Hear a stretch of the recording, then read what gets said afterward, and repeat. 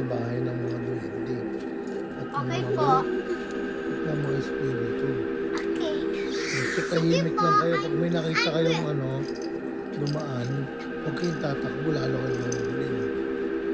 Kasi tahimik lang kayo, ha? Okay, sino una? Ako. Go. Let's go! Pila-pila, hawak-hawak sa likod. Oo, meron ako. Mama ka din sa likod mo. Oh, hindi nyo na yung mga flashlight nyo. Hawak ko sa likod ko. Hindi nyo na yung mga flashlight nyo.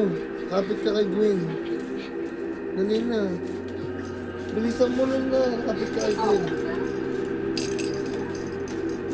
Dito tayo sa bahay nila eh. Hindi, dito. Sa kubo. Diretso. Diretso lang pala. Hanapin natin yung bahay ng mga duwende. Meron dito putas. Dito pag gabi ng mga pumulutas na na duwende.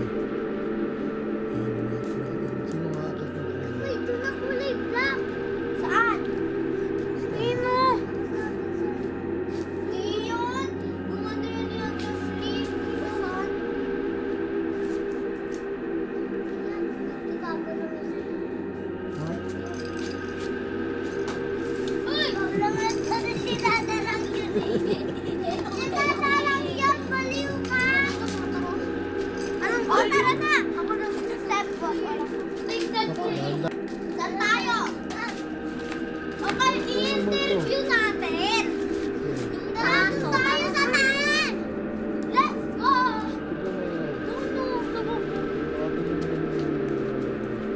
Si Corinne. Ninang, nasaan ka na?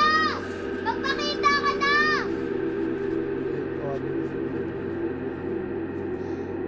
Gorilla!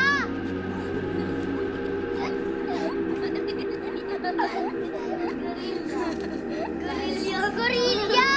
Gorilla, magpakita ka na! Alis ka dito, sisipain kita. Okay guys, papasok na tayo doon sa bahay. Okay lang, guys! Hindi ako Huwag natakot. kayong tatakbo, ha? Ano sa nakita? Hindi bahay ng mga. Ano yun? Doraemon! Kung sino mauuna mag-open ng door. Si Deb, kasi siya yung Dahan-dahan. Go. Walang ganun, walang ganun. Bilisan mo. Okay, Sumama. tara tayo dalawa. Sige, go. Ito natin yung bunga dito. Gusto ko maingay, magalit yung mundo.